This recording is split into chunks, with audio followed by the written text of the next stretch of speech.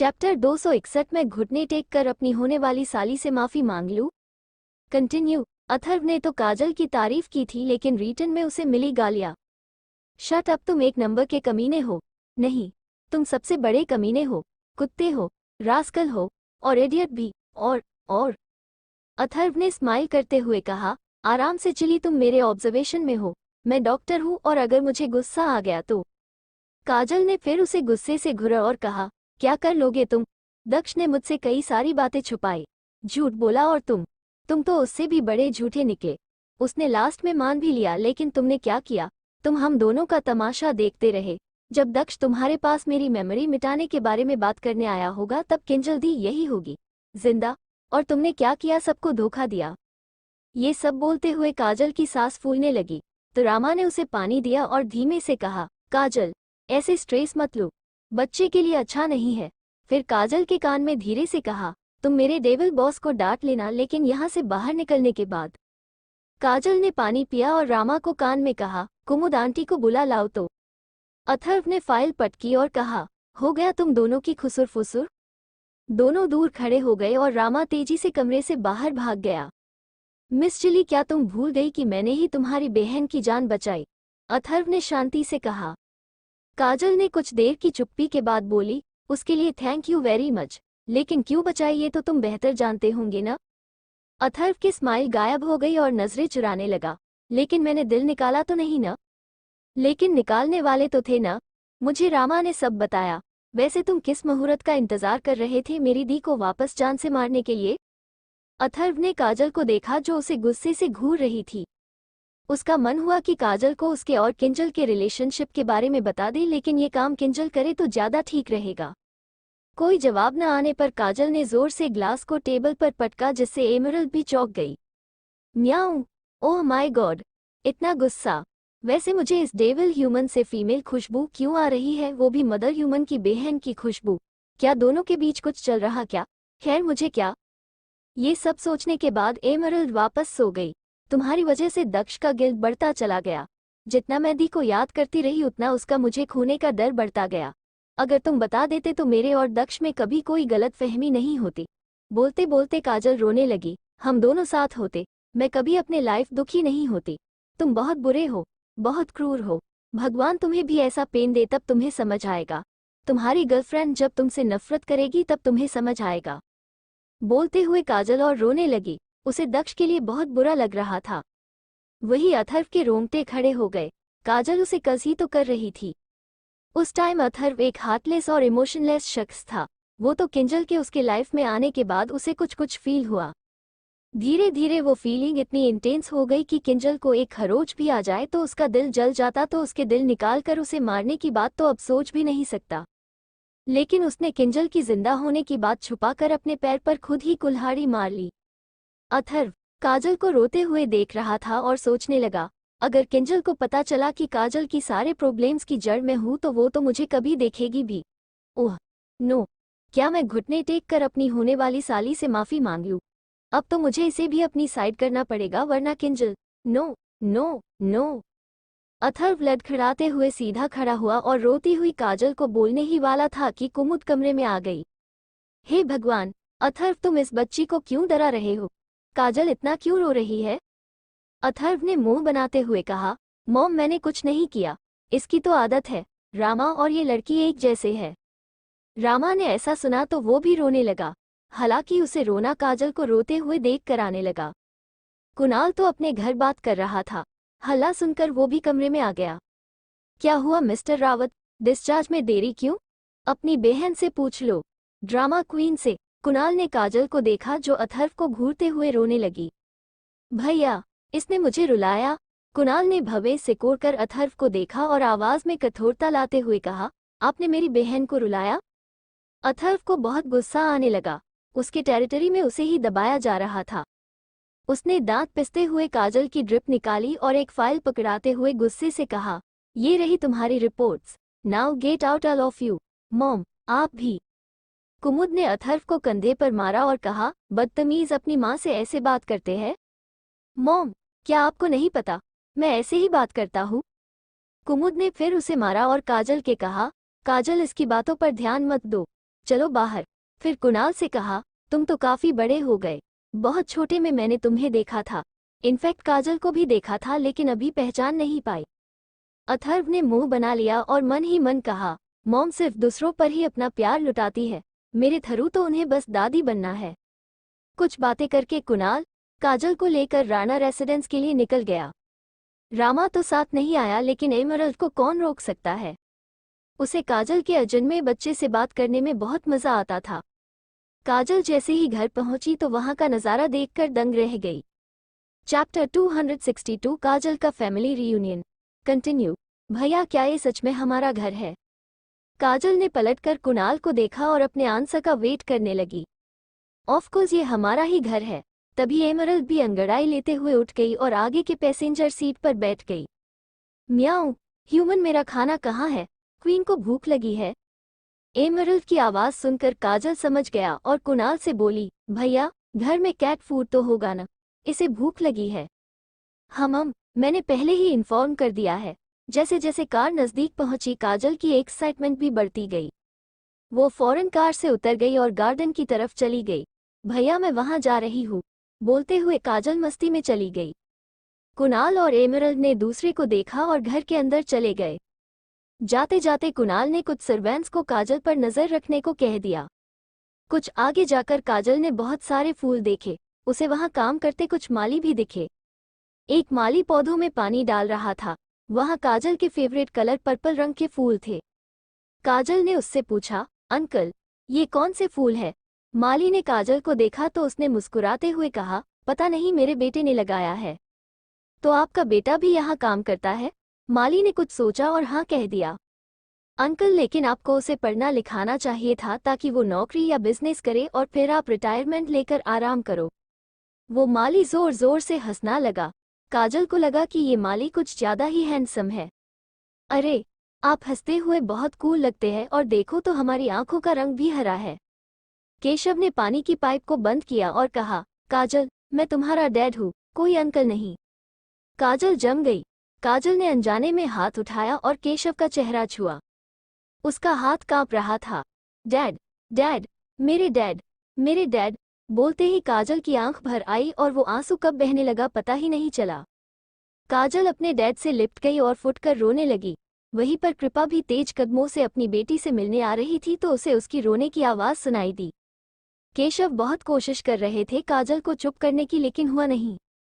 आखिर अपनी वाइफ को देख उन्हें चैन मिला और इशारे से वो बोले, कृपा इसे चुप करा देव, मुझसे काजल का रोना बर्दाश्त नहीं हो रहा। आखिर काजल राणा फैमिली की प्रिंसेस है। काजल, एक मीठी आवाज आई। काजल का रोना रुक गया और उसने पीछे पलट कर देखा तो एक उसकी सासू मोम जैसी सुंदर लेडी उसके सामने खड़ी थी। कृपा की आंखें नम थी और जैसे ही उसने अपनी बाहें फैलाई काजल लंबे कदमों से अपनी माँ के बाहों में समा गई। मॉम, मॉम, आप मेरी मॉम है। काजल रोते हुए बस यही बड़बड़ा रही थी। कृपा ने काजल का सर सहलाते हुए कहा, काजल अब रो मत, नहीं तो तुम्हारा बेबी कितना इरिटेट हो जाएगा कि उसकी मॉम हमेशा रोते रहती है। केशव ने अपने अपने आंसुओं को पोंछा और मन ही मन कहा, काजल के जाने के बाद कृपा कितनी चुप और शांत हो गई। जितने शब्द उसने कहे हैं उतने मुझे हफ्ते भर में सुनने को मिलते थे। कुणाल तो बहुत टफ था लेकिन फिलहाल अपने इमोशंस को कंट्रोल करने की बहुत कोशिश कर रहा था। अपनी माँ की बात सुनते ही काजल चुप हो गई और कृपा को ध्यान से देखने लगी, फिर पीछे कुणाल को देखने लगी। काजल ने अपने आंसू पोंछे और मुंह बनाते हुए कहा, मॉम, भैया ने आपकी ब्यूटी क्यों ली? मुझे मिलनी चाहिए थी, मैं डैड पे क्यों गई? केशव इक्वल्स कृपा अंडरस्कोर कुणाल। केशव ने मुंह बनाते हुए कहा, ओए, तुमने तो कहा कि मैं हैंडसम हूँ, तो अब तुम ऐसा क्यों कह रही कि तुम्हें मेरे जैसे नहीं दिखना? कृपा और कुणाल भी मुस्कुरा दिए। काजल ने पलट कर कहा, डैड मैं लड़की हूँ, मुझे मॉम के जैसे ब्यूटीफुल बनना था न कि आपके जैसा हैंडसम। कृपा को हंसी आने लगी तो उसने अपना मुंह दबा लिया। केशव को न जाने कितने साल हो गए थे अपनी वाइफ को खुलकर हंसते हुए देखे हुए। तो केशव ने अपनी एक्टिंग कंटिन्यू करते हुए कहा, अब तुम जो हो सो हो, ये बदला नहीं जा सकता, तुम चाहो तो प्लास्टिक सर्जरी करवा लो। काजल सन रह गई। डैड ये क्या बोल रहे आप फूलों में पानी दो। मुझे लगता था कि मैं डम्ब हूँ, अब पता चला कि डम्बनेस आपके जीन से आई है। अब कृपा से रहा नहीं गया और जोर जोर से हंसने लगी। उनकी हंसी ने तीनों को खुश कर दिया। खासकर केशव को।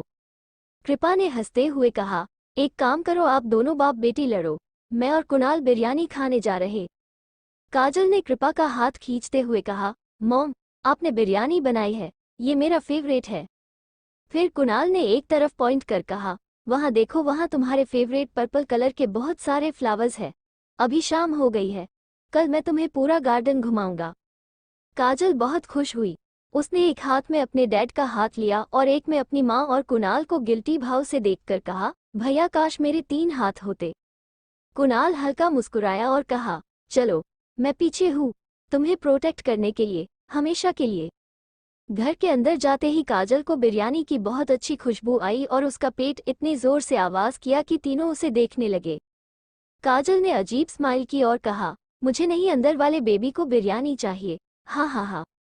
काजल जैसे ही डाइनिंग टेबल के चेयर पर बैठी, एक सर्वेंट ने फिंगर बाउल सामने रख दिया।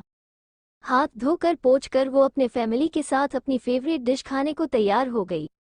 एक लेडी ने बिरयानी काजल को सर्व की और एक रायता का बाउल रखते हुए कहा, काजल, धीरे धीरे आराम से खाना, गर्म है। काजल जम गई। मैं इस आवाज को पहचानती हूँ। चैप्टर 263। आप किंजल दी की तरह अंडरकवर में थी। कंटिन्यू। काजल ने पलट कर देखा तो आश्चर्य से उसकी आंखें बड़ी हो गई। आंटी, शिल्पा, आंटी, आप यहाँ कैसे? काजल ठीक से बोल ही नहीं पा रही थी कि वो इतनी शॉक थी। शिल्पा आंटी ने मुस्कुराते हुए कहा, हाँ, मैं यहाँ और कहाँ जाऊँ, आखिर मैं अपने असली जगह हूँ। क्या मतलब? काजल ने पूछा। कुणाल ने बताया, शिल्पा जी हमारी सबसे भरोसेमंद स्पाई है जिसे मॉम ने तुम्हारे साथ रहने को कहा और तुम्हारा ख्याल और प्रोटेक्शन भी उनकी जिम्मेदारी थी। काजल को फिर झटका लगा, मतलब आप किंजल दी की तरह अंडरकवर में थी? काजल के सवाल पर शिल्पा सकपका गई और अजीब मुस्कान के साथ कहा, हाँ हाँ, कुछ ऐसा ही समझ लो। काजल ने शिल्पा आंटी को अपने बगल में बैठाया और लंबी सांस लेते हुए कहा, तो मेरे फैमिली ने मुझे कभी छोड़ा ही नहीं था। आप सबको मेरी हर खबर शिल्पा आंटी से मिल जाती थी। सब चुप रहे तो काजल ने आंटी से पूछा, आंटी, क्या अंकल को पता है मैं अंडरकवर हूँ? शिल्पा आंटी ने काजल की भाषा में जवाब दिया, कितने सालों से? जब से तुम प्रताप फैमिली के साथ रहने लगी। तुम्हें याद है न, पहली बार मैं तुम्हारे घर गाजर का हलवा लेकर आई थी। काजल चुप रही। उसे थोड़ी न याद है। काजल ने अगला सवाल किया, तो अंकल को पता है? और आपकी शादी, क्या गप्पू भी अंडरकवर है? शिल्पा आंटी हंसने लगी, वो मेरी प्राइवेट लाइफ है। मैं सच में शादीशुदा हूँ। मेरी लव मैरिज है। गप्पू भी सच है और तुम्हारा दोस्त है। जब मैं बिजी रहती तो और भी स्पाई है जो तुम पर नजर रखते। काजल हक्की बक्की रह गई। शिल्पा आंटी ने कहा, वो सब मेरे अंडर ट्रेनिंग ले रहे थे और कॉलेज, सुपरमार्केट और आसपास फैले हुए थे। काजल का सर घूम गया। उसे ऐसा लगा कि उसके ऊपर हमेशा सीसीटीवी कैमरा लगा हुआ था। उनके बातों के बीच किसी ने डकार लिया। सबने उस दिशा में देखा तो केशव ने मुस्कुराते हुए कहा, सॉरी, मैं वेट नहीं कर पाया। बिरयानी मेरा भी फेवरेट है। तुम लोगों को नहीं खाना तो मैं खा जाऊंगा। शिल्पा आंटी ने सर पीटते हुए कहा, सर आपको पता है हमारे साथ साथ घर के सारे सर्वेंट्स के लिए भी बिरयानी बनी है। इतना खाएंगे तो हॉस्पिटल जाना पड़ जाएगा। केशव ने चिकन मुंह में डाला और कहा, हाँ हाँ हाँ, मैं तो मजाक कर रहा था। काजल ने भी आगे बात न करते हुए बिरयानी में कंसंट्रेट करना सही समझा। राणा रेसिडेंस में माहौल बहुत अच्छा था। शेखावत पैलेस डाइनिंग टेबल में आज बहुत सारा खाना था। ओल्ड मैडम ने खुद आज किचन का चार्ज लिया और सबके पसंद का खाना बनाया, खासकर दीक्षित के लिए। ओल्ड मैडम भले शुरुआत से अरविंद के कंट्रोल में रही, लेकिन वो अपने बच्चों की पसंद और नापसंद भली भांति पहचानती थी। दीक्षित के आने से सब बहुत खुश थे, लेकिन काजल के न होने सब दुखी भी थे। ओल्ड मैडम और दीक्षित सबके चेहरे को देख उनके इमोशंस समझ रहे थे। खासकर ओम, जो चिकन के पीसेस को काटने के बजाय उसका मर्डर कर रहा था। अनिका तो अलग ही दुनिया में थी। उसका चम्मच बस सूप के चक्कर काट रहा था। राधिका खोई हुई थी और दिशांत बार बार उसे खाने को बोल रहा था। अमृता का भी वही हालत थी, जो बार बार अनिका से बात करने की कोशिश करती, लेकिन कुणाल की कही हुई बात सुन शांत हो जाती। दानिश खा रहा था, लेकिन उसे पता नहीं कि वो क्या खा रहा था। अर्गद भी गुस्से में थे और सुहाना उसके प्लेट में खाना डालते रहती, वरना वो खाता ही नहीं। सुमन सबके उतरे हुए चेहरे देख खुद दुखी होती जा रही थी, लेकिन अपने मॉम डैड को देख स्माइल भी करती। सबसे बुरी हालत तो दक्ष की थी, जो बार बार कुछ वीडियोस देख रहा था जो अथर्व ने भेजा था। वीडियो में काजल गुस्से में थी और अथर्व को डांट रही थी, लेकिन उसे समझ नहीं आ रहा था कि क्यों। लास्ट वीडियो में उसने कुणाल को काजल को ले जाते हुए देखा। वो समझ गया कि काजल नहीं अपने अपार्टमेंट गई है, और नहीं यहाँ आई तो वो राणा रेसिडेंस गए होगी। अथर्व ने अभी भी चालाकी से किंजल और काजल की वीडियो नहीं भेजी। उसे बेमौत मरना थोड़ी न है। कहीं न कहीं उसे भी डर था कि कहीं किंजल की जिंदा होने की खबर सुन दक्ष गुस्से से पागल न हो जाए और अथर्व का मर्डर न कर दे। दक्ष ने एक लंबी सांस ली और फोन वापस रखते हुए कहा, मुझे भूख नहीं है। बिना किसी की सुने वो सीधे अपने कमरे चला गया। वो बड़ा सा बेड जिस पर वो काजल को अभी भी महसूस करता था, उस पर लेट गया। पता नहीं कितना टाइम बीत गया। उसकी आंख लग गई। सपने में वो था और अकेला था। उसी आइलैंड पर थे जहां दक्ष ने काजल को अपने बच्चे के दोबारा ले जाने का प्रॉमिस किया था। सामने समुंदर था और ढलता हुआ सूरज। उसने चारों तरफ देखा तो कोई नहीं था, लेकिन अचानक उसके कानों में आवाज आई, डोडो ढूंढो हमें, हम छुपे हुए हैं। वो काजल की आवाज थी। हमें? कोई और भी है क्या? क्या उनका बेबी भी साथ है? लेकिन कहाँ? दक्ष हड़बड़ा गया और काजल का नाम पुकारते हुए उसे ढूंढने लगा। बहुत देर तक यहाँ वहाँ भागने पर भी काजल नहीं मिली तो थक कर घुटनों पर बैठ काजल को अपनी बची हुई ताकत से आवाज देने लगा। तभी उसके बालों को सहलाते हुए काजल उसके सामने खड़ी थी। डोडो, क्या तुम इतने में ही थक गए? क्या तुम अब मुझसे प्यार नहीं करते? क्या तुम मुझे मनाने नहीं आओगे? दक्ष ने काजल का हाथ पकड़ने की कोशिश की, लेकिन वो गायब हो गई। वही उसे काजल दूसरी तरफ जाती दिखाई दी और उसने किसी छोटे बच्चे का हाथ पकड़ा हुआ था। दक्ष ने चिल्लाते हुए कहा, काजल, काजल, स्टॉप, मैं तुम्हें मनाने आऊंगा। अभी रुक जाओ, मत जाओ। काजला, काजल। असल में अपने कमरे में भी काजल का नाम बड़बड़ा रहा था और पसीने से भीगा हुआ था। उसकी नींद कमरे के दरवाजे के खटखटाने से खुली। उसका गला सूख गया और दक्ष छट उठकर बैठ गया। अपना पसीना पोंछते हुए वो धीमे कदमों से गया और दरवाजा खोला तो सामने दीक्षित था। उनके झुर्रियों भरे चेहरे में मुस्कान थी और हाथ में खाने की प्लेट। दक्ष, मैं तुम्हारे लिए खाना लाया हूँ। दीक्षित ने इतना कहा कि दक्ष की हालत पर उसका ध्यान गया तो उन्होंने भवें से कोड़ते हुए पूछा, ये क्या हुआ तुम्हें? इतना पसीना क्यों आ रहा है? दक्ष ने दीक्षित को अंदर आने की जगह दी और खुद अंदर चला गया। दीक्षित ने अंदर आते ही पीछे से दरवाजा बंद कर दिया और खाना कॉफी टेबल पर रख दिया। दक्ष वापस बेड पर बैठा गया और लंबी सांसें लेने लगा। दीक्षित धीमे कदमों से दक्ष की तरफ जाते हुए कहा, तुमने बुरा सपना देखा और जरूर उसमें काजल होगी।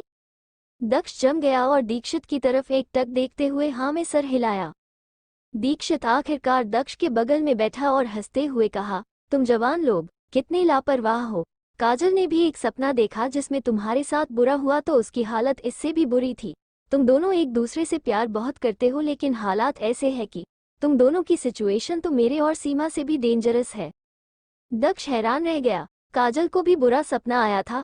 वो जरूर बहुत डर गई होगी। दीक्षित फिर हंसने लगा, तुम जाते क्यों नहीं उसे मनाने? देखना काजल मान जाएगी। दक्ष ने सर नीचे कर बोला, वो मुझसे बात भी नहीं करना चाहती तो मैं क्या करूं ग्रैंडपा? दीक्षित ने दक्ष का सर सहलाया और कहा, अगर तुम टाइम से खाना खाओगे तो मैं तुम्हारी मदद करूंगा। काजल मुझे ना कभी नहीं बोलेगी। दक्ष की नज़र खाने की प्लेट पर गई और वो कॉफी टेबल पर चला गया और खाने लगा। दीक्षित को यही उम्मीद थी। खाने के बाद दीक्षित ने कहा, कल सुबह 9 बजे तैयार रहना, कल हम राणा रेसिडेंस जाएंगे। दक्ष का चेहरा चमक गया और उसने दीक्षित को गले लगाते हुए हल्का मुस्कुरा कर कहा, thank you grandpa. Rana residence, Kajal का रूम। काजल ने पेट भर खाना खाया और अपने फैमिली से ढेर सारी बातें की, लेकिन वो सब बेमतलब की बातें थी। कोई भी पुरानी बातें कर न काजल को दुखी देख सकता और न ही खुद को। गार्डन में हुए इंसिडेंट की तरह केशव और काजल जानबूझकर कैट फाइट करते, जिससे कृपा को बहुत हंसी आ जाती। कृपा इस बात को अच्छी तरह समझती थी, लेकिन वो क्या करे। सच में बाप बेटी की लड़ाई कॉमेडी ही थी। कुणाल बहुत खुश था। उसकी फैमिली आज पूरी। हालांकि उसे कल का भी इंतजार था, अनिका के आंसर का। वैसे भी उसे कोई फर्क नहीं पड़ने वाला था। अगर वो हाँ बोलती तो ठीक, नहीं तो वो फिर भी अनिका का पीछा करता रहता। काजल ये सब सोच ही रही थी और एमरल्ड को सहला रही थी। उसके रूम के डोर पे नोक हुई। अंदर आ जाओ। काजल ने डोर लॉक नहीं किया था। शिल्पा आंटी हाथ में एक ट्रे लिए अंदर आई। एक ग्लास और एक कटोरा। जिसमें दूध था। बाउल एमरल्ड के लिए था और ग्लास काजल के लिए। दोनों को दूध देने के बाद शिल्पा आंटी ने अपनी पॉकेट से तेल की बोतल निकाली और कहा, आ जाओ, बालों पे मालिश कर दूं। काजल बहुत खुश हुई। दूध पीकर वो नीचे बैठ गई और शिल्पा आंटी ने तेल लगाते हुए कहा, काजल, तुम्हारे बाल कितने ड्राई हो गए हैं, तुम बिल्कुल अपना ख्याल नहीं रखती। काजल चुप रही। शिल्पा आंटी ने काजल के साइड प्रोफाइल को देखा और मेन बात पर आते हुए बोली, शेखावत पैलेस से तुम्हारे ग्रैंडपा दीक्षित का फोन आया था। काजल अचानक पीछे पलटी। क्या क्या उन्होंने? वो तो बहुत खुश होंगे अपने फैमिली से इतने सालों बाद मिलने के बाद। शिल्पा आंटी मुस्कुराई और काजल को वापस पलटकर मसाज करते हुए कहा, कल वो यहाँ आ रहे हैं तुमसे मिलने। उन्होंने कहा कि तुम्हें बहुत मिस कर रहे और मिलना चाहते हैं। तुम मिलना चाहती हो? ऑफ कोर्स आंटी, काजल ने फौरन कहा। काजल का मन किया कि वो पूछा, क्या दक्ष भी आएगा, लेकिन वो चुप रही और आगे कुछ नहीं पूछा। काजल के आगे सवाल न करने पर शिल्पा ने भी आगे कुछ नहीं बताया और काजल को सुलाकर वापस चली गई। चैप्टर 264 मुझे दक्ष को किस करना है, कंटिन्यू। अगले दिन किंजल तैयार होकर अपने पुलिस यूनिफॉर्म पहनकर सीधे आई जी के घर पहुंच गई। वो जिंदा थी और फिट थी तो उसे पुलिस फोर्स जल्द से जल्द ज्वाइन करना था और अपने पुलिस स्टेशन का चार्ज लेना था। उसके एब्सेंस में रोजा सब संभाल रही थी। किंजल, तुम कब से ज्वाइन करना चाहती हो? आज ही से सर, मैंने अपना मेडिकल सर्टिफिकेट जमा कर दिया है। आई जी ने आराम से कहा, ठीक है, बाहर जाकर ज्वाइनिंग लेटर ले लो। किंजल ने जाते जाते कहा, सर मेरा एक पर्सनल काम है तो मैं कल अपने स्टेशन रिपोर्ट करूंगी। मैं कहने वाला था कि पहले अपने पर्सनल काम को पूरा कर लो, तुम्हारे गायब होने से बहुत लोग इफेक्ट हुए होंगे। किंजल मुस्कुराई और कहा, सिर्फ मेरी छोटी बहन सर, जो मुझसे झूठ बोलने के लिए बहुत नाराज है तो बस उसे मनाने जाना है। आई जी ने किंजल को परमिशन दे दी और वो पुलिस की गाड़ी से सीधे राणा रेसिडेंस के लिए निकल गई। राणा रेसिडेंस। किंजल अकेले पुलिस कार को ड्राइव कर राणा रेसिडेंस के गेट पर रुक गई। वहां के गार्ड्स ने पुलिस की गाड़ी देख तुरंत अंदर इन्फॉर्म किया, कुणाल सर, कोई लेडी पुलिस इंस्पेक्टर आई है, उन्हें छोटी मैडम से मिलना है। अंदर कुणाल ने फोन उठाया था। उसे लगा कि शायद किंजल हो, वरना पुलिस का उसके घर क्या काम। नाम पूछो, कुणाल ने ऑर्डर दिया तो गार्ड ने पूछकर बताया, किंजल प्रताप। कुणाल ने 2 पल सोचा और कहा, ठीक है, उन्हें अंदर आने दो। किंजल यहाँ की सिक्योरिटी और हवेली जैसा घर देख बहुत खुश हुई। उसकी आंखें नम हो गई। मैं मेरी बेबी सिस्टर को कभी ये सब नहीं दे पाती। एक तरह से अच्छा हुआ कि काजल को उसका असली परिवार मिल गया, लेकिन मैं अब भी उसकी बहन हूँ। किंजल पुलिस यूनिफॉर्म में थी और उसका ऑरा बहुत स्ट्रांग था। जब किंजल ने एंटर किया तो कुणाल भी अपने रूम से निकलकर सीढ़ियों से नीचे आ रहा था। कुणाल ने उसे देख मुंह बना लिया। सालों से मेरी बहन का प्यार और केयर इसको मिला, मुझे नहीं। So irritating. कुणाल को किंजल से बहुत जलन हो रही थी, लेकिन उसे ये भी पता था कि किंजल ने काजल का बहुत अच्छे से ख्याल रखा था, बहन बनकर, पेरेंट बनकर। किंजल ने अपनी कैप उतारी और कहा, हेलो मिस्टर राणा, मुझे काजल से मिलना है। कुणाल ने कहा, आप बैठिए, मैं इन्फॉर्म करवाता हूँ। वो नौकर काजल के कमरे से वापस आया और कहा, छोटी मैडम ने मिस प्रताप को ऊपर अपने कमरे में बुलाया है। किंजल जाने को उठी तो कुणाल ने उसे रोकते हुए कहा, मिस प्रताप, हालांकि मुझे आपके बैकग्राउंड की वजह से काजल से नहीं मिलने देना चाहिए, लेकिन काजल अगर चाहती है तो ठीक है, लेकिन कोई पुरानी बातें मत कीजिएगा। काजल प्रेग्नेंट है तो कोई स्ट्रेस नहीं। किंजल ने कुणाल की बातें सुनी और हाँ में सर हिलाया और सर्वेंट के साथ चली गई। घर बहुत बड़ा था और किंजल खुश थी कि उसकी प्रिंसेस सच में प्रिंसेस है। किंजल ने नोक करने के लिए हाथ ऊपर उठाया ही था कि अचानक दरवाज़ा खुला और किंजल को अंदर खींच लिया गया और दरवाज़ा बंद भी हो गया। बाहर खड़ा नौकर चौंक गया और तुरंत वहां से निकल गया।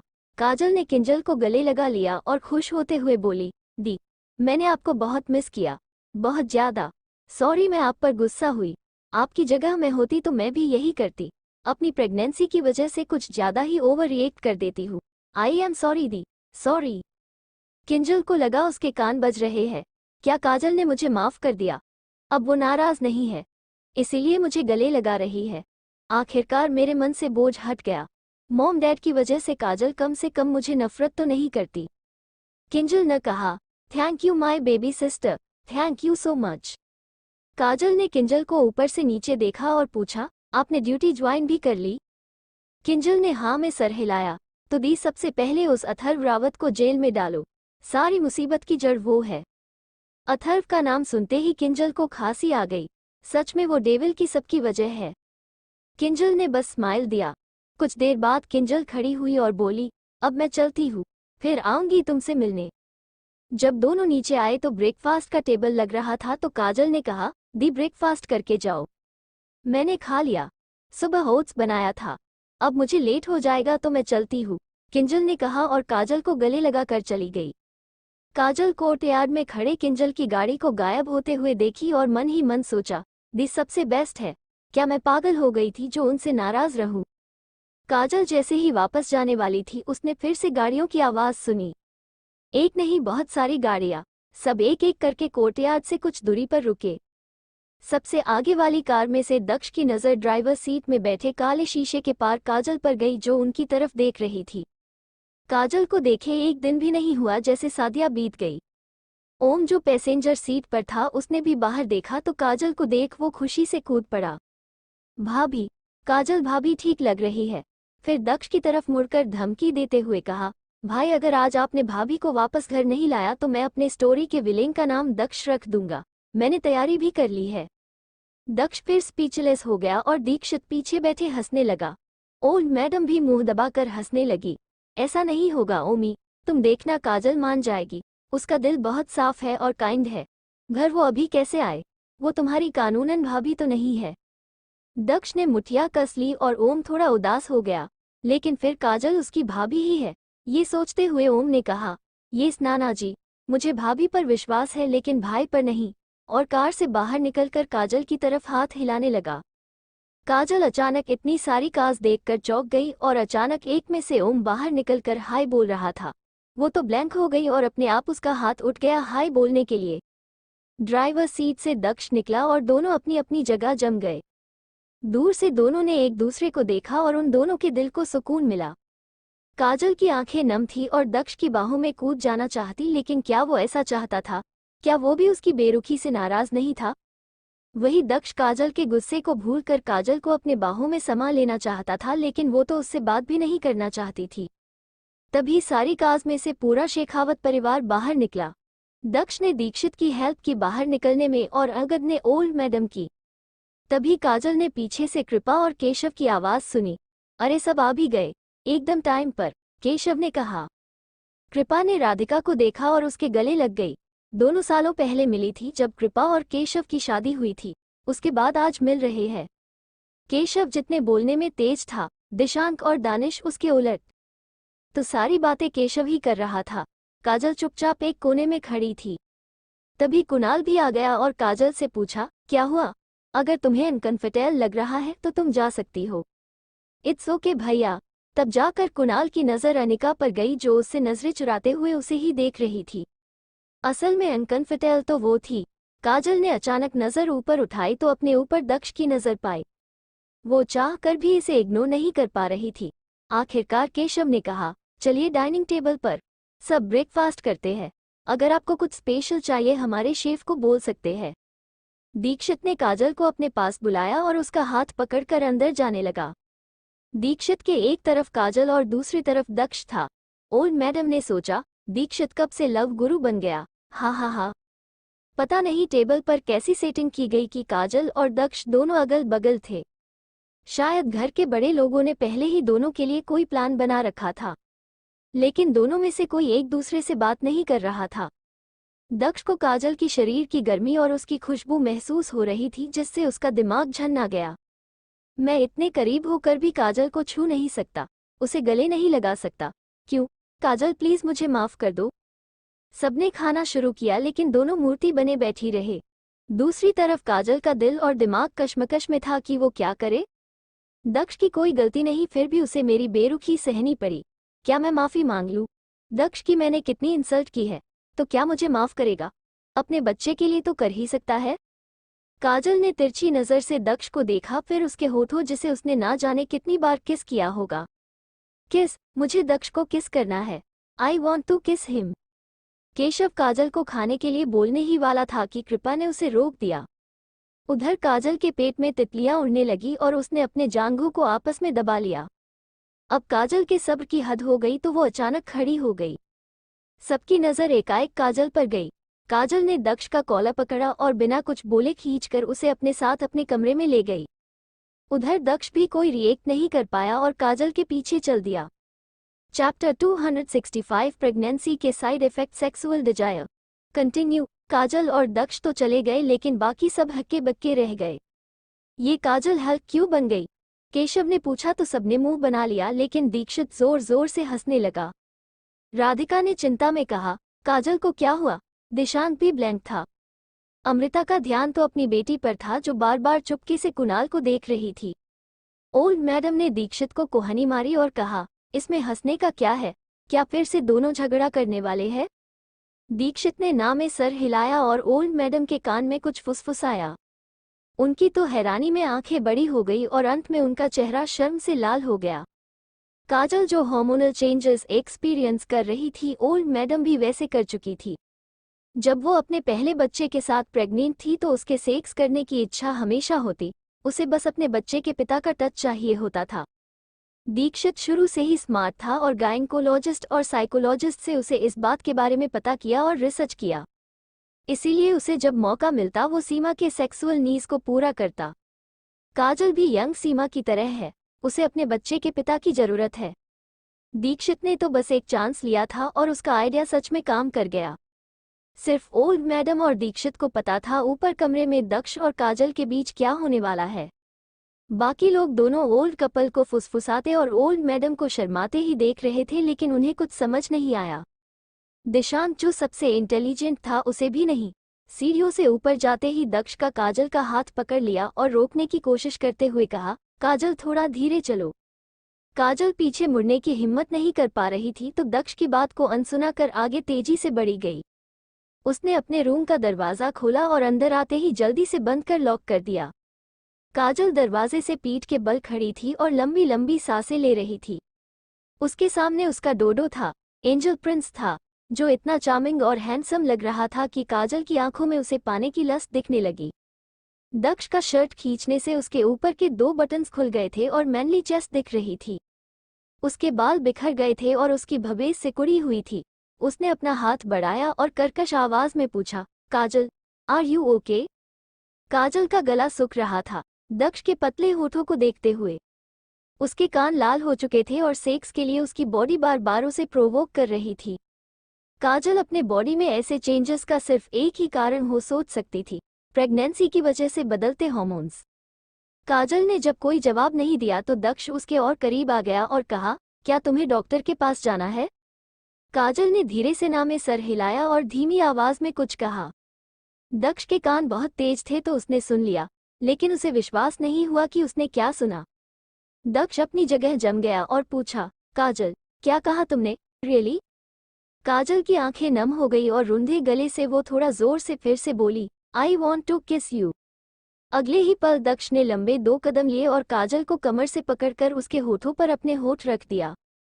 उसे तो जैसे किसी प्यासे को पानी की बूंदें मिल गई हो। काजल ने भी अपना हाथ दक्ष के गर्दन पर लपेट लिया। दोनों एक दूसरे को पैशनेटली किस कर रहे थे। दक्ष काजल को उठा लिया और काजल ने अपने पैरों को दक्ष की कमर पर लपेट लिया। किस करते हुए दोनों बेड तक पहुंच गए।